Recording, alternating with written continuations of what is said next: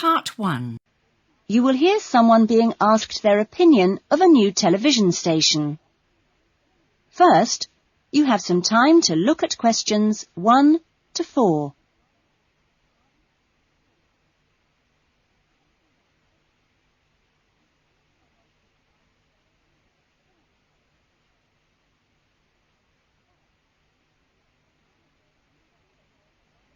Listen carefully to the conversation and answer questions 1 to 4. Excuse me, I'm sorry to bother you, but would you have time to answer a few questions? What's it about? We're doing some market research for a new television channel starting in 2 years' time. Okay, why not? Lovely. We'll just work through this form. And if we could start with some personal background information? Sure. Right. If I could just have your age? 35. Right. Great. And your job? Systems analyst. But for the form, I don't know whether it would count as professional or business or what. What do you think? Okay, it's more like business. Fine. And would you mind my asking about your salary, or we can leave it blank? No, I don't mind. It's 40,000 a year. Oh, thank you. Right. About your current watching habits. What would you say is your main reason for watching TV? Well, at work, I tend to read for information and what have you, so I'd say that with TV, it probably just helps me relax and unwind. Fine. And how many hours a day, on average, do you watch TV? Not a lot, really. I should say just over an hour. You now have some time to look at questions 5 to 10.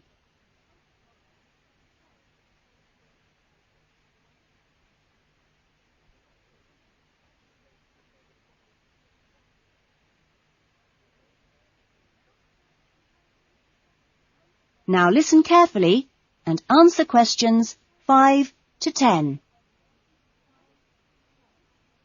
So what are the 2 main times of the day that you watch TV? Well, a little around breakfast time, and then it tends to be really late, 11 or even midnight, when I finish work. And what sort of programs do you go for? Some news bulletins, but I also really like to put my feet up with some of the old comedy shows. Fine. And turning to the new channel, which type of programs would you like to see more of? Well, I certainly don't think we need any more factual programs, like news and documentaries. I think we need more about things like local information, providing a service for the community. And in the same vein, perhaps more for younger viewers. Good quality stuff. Uh-huh. And if you had to give the new directors some specific advice when they set up the channel, what advice would you give them?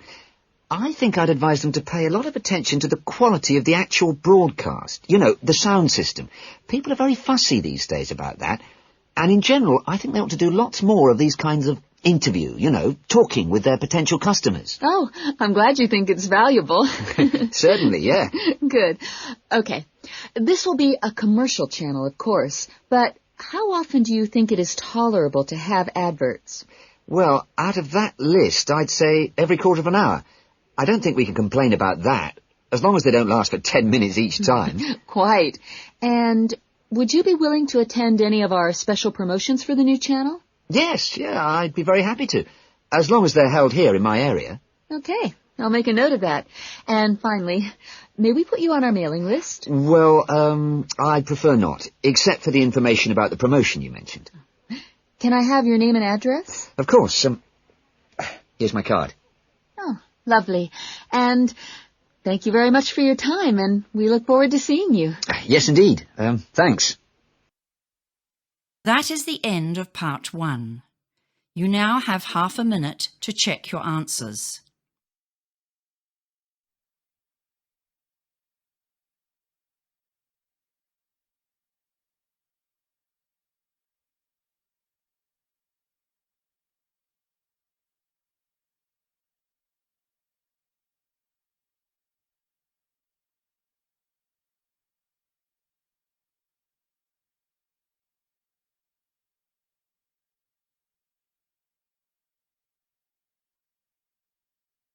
Now turn to Part 2.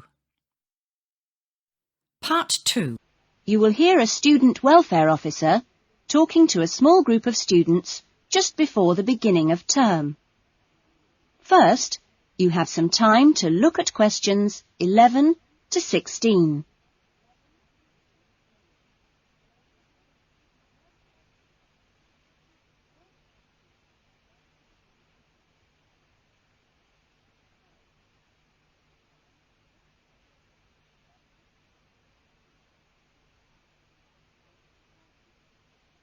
Now listen carefully to the talk and answer questions 11 to 16.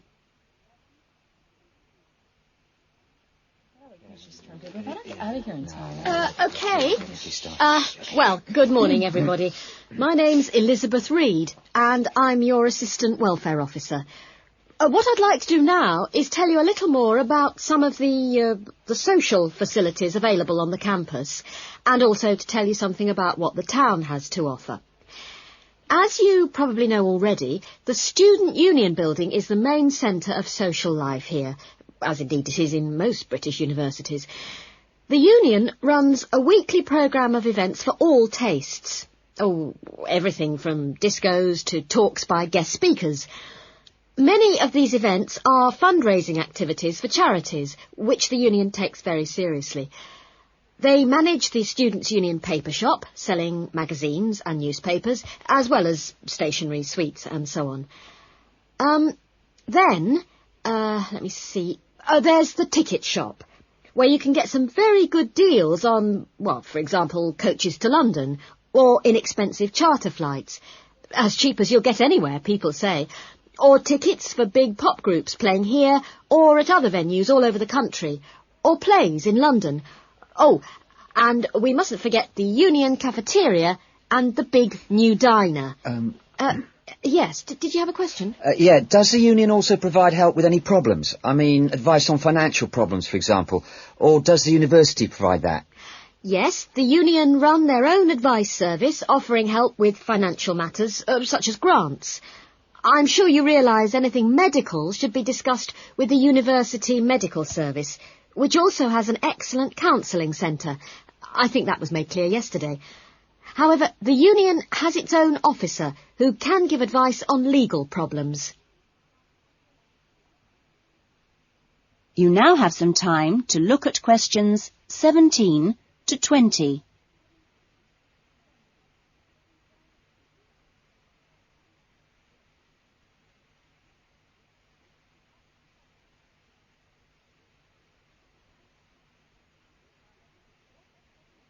Now listen to the rest of the talk and answer questions 17 to 20.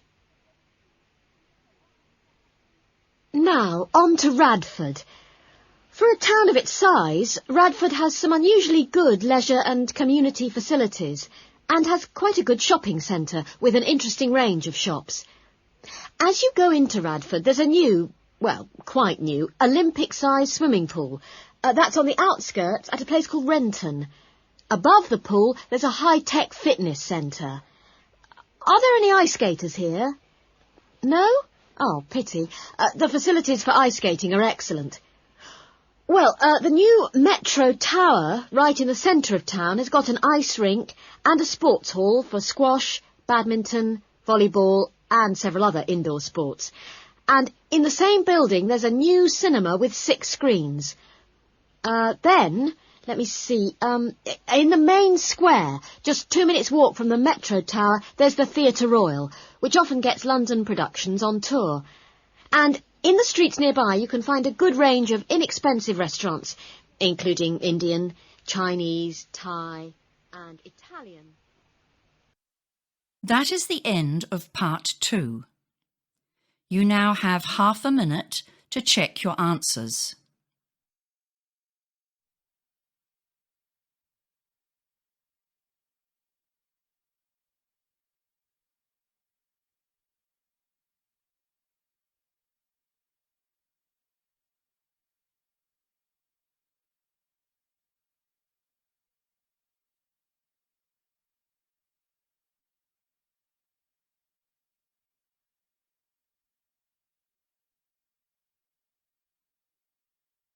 Now turn to part 3. Part 3. You will hear a tutor Dr. Simon, talking to some of his students about writing a dissertation. First, you have some time to look at questions 21 to 26.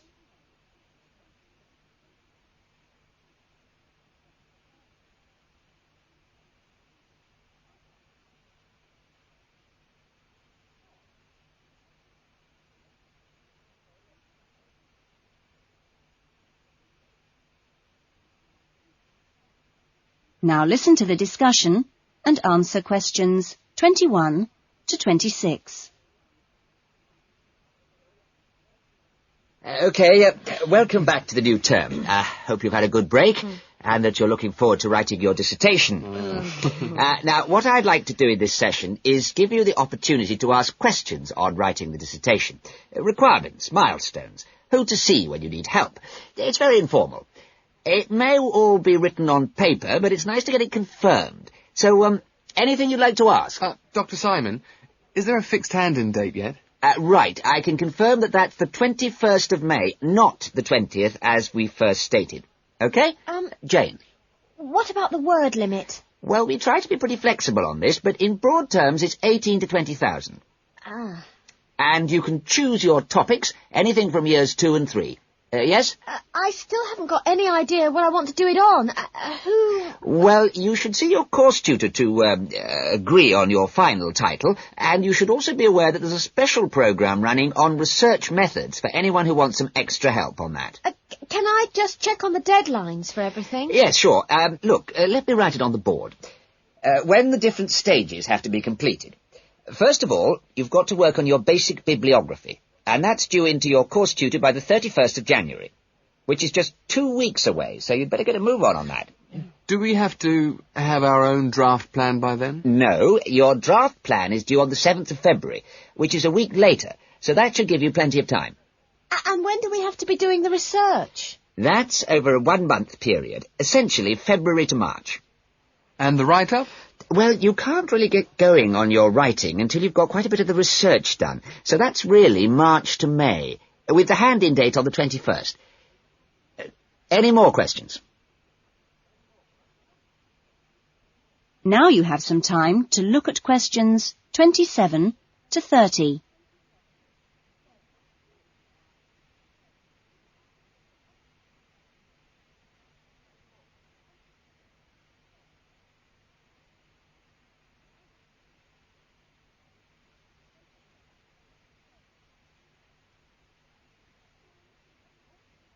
Now listen to the rest of the discussion and answer questions 27 to 30.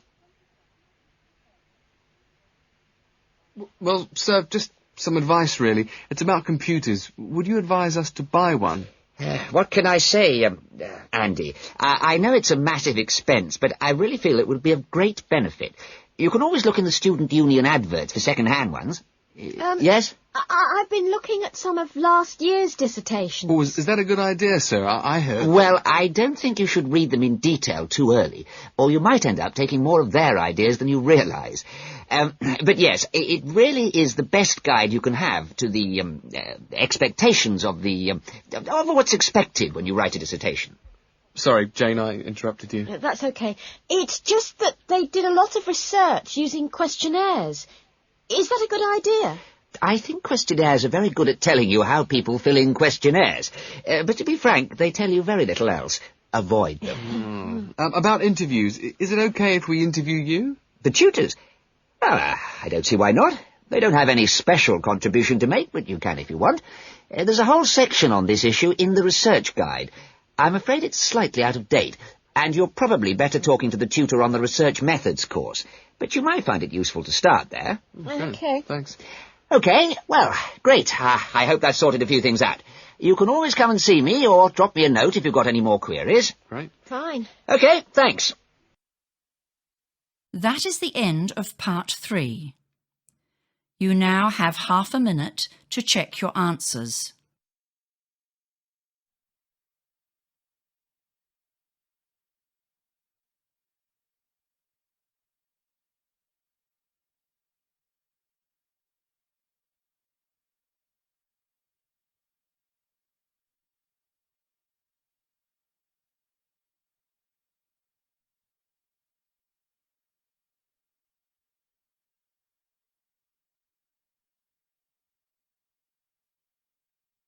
Now turn to Part 4.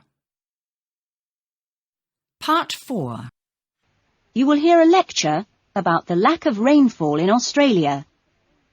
First, you have some time to look at questions 31 to 40.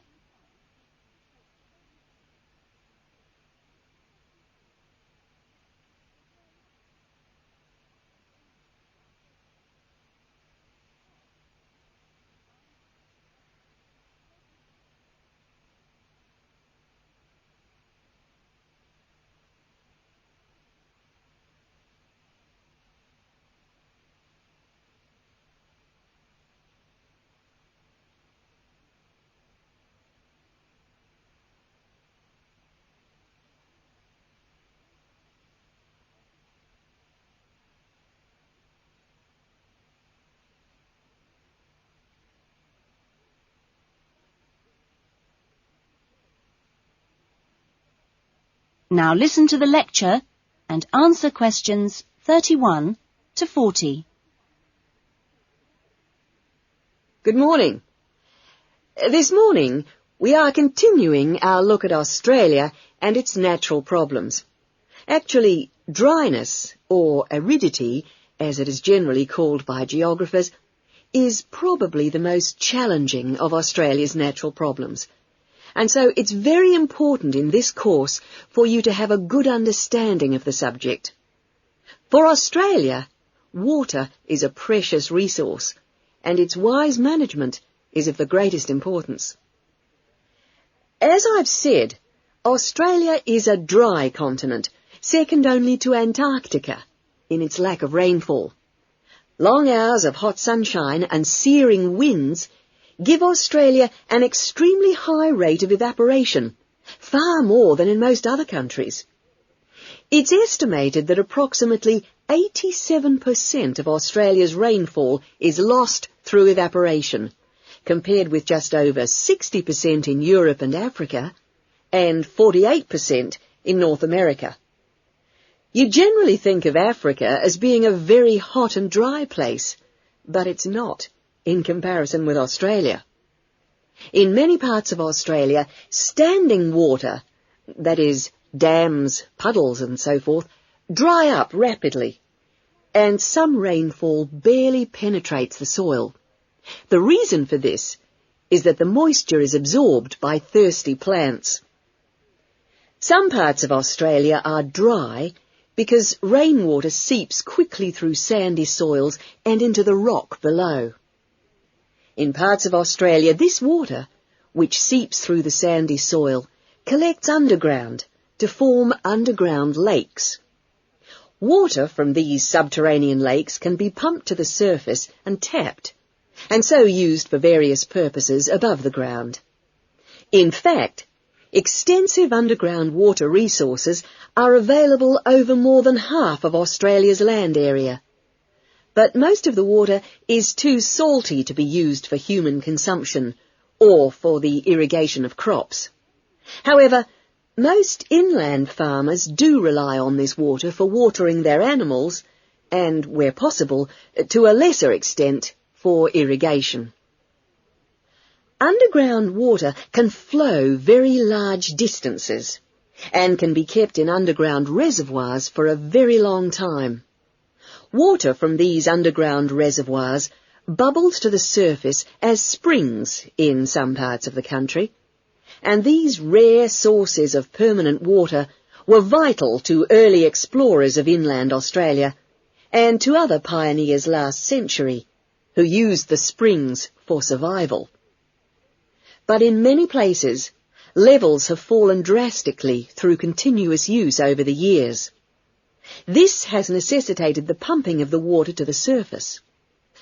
Remarkably, underground water sources in Australia supply about 18% of total water consumption. So you can see it's quite an important source of water in this dry land. So, most of the consumption of water in Australia comes from water which is kept above ground. More than 300 dams regulate river flows around the country. The dams store water for a variety of functions. the rural irrigation of crops, without which many productive areas of the country would not be able to be farmed, the regulation of flooding, a serious problem which will be dealt with later in the course, and last but not least, the harnessing of the force of gravity for the generation of electricity. That is all we have time for this morning, but you'll be able to do further study on this important area in the library. I have a handout here with references on the subject, so if you're interested, please come up to the desk and take a copy. Next week's lecture is a case study of an outback farm, and it'll be going into detail about some of the problems we've discussed here. That is the end of part 4. You now have half a minute to check your answers.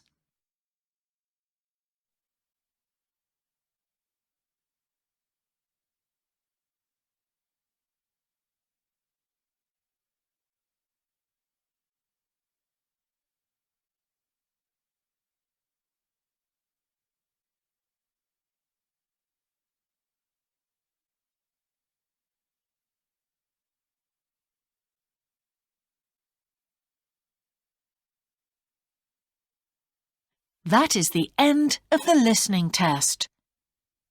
In the IELTS test, you would now have 10 minutes to transfer your answers to the answer sheet.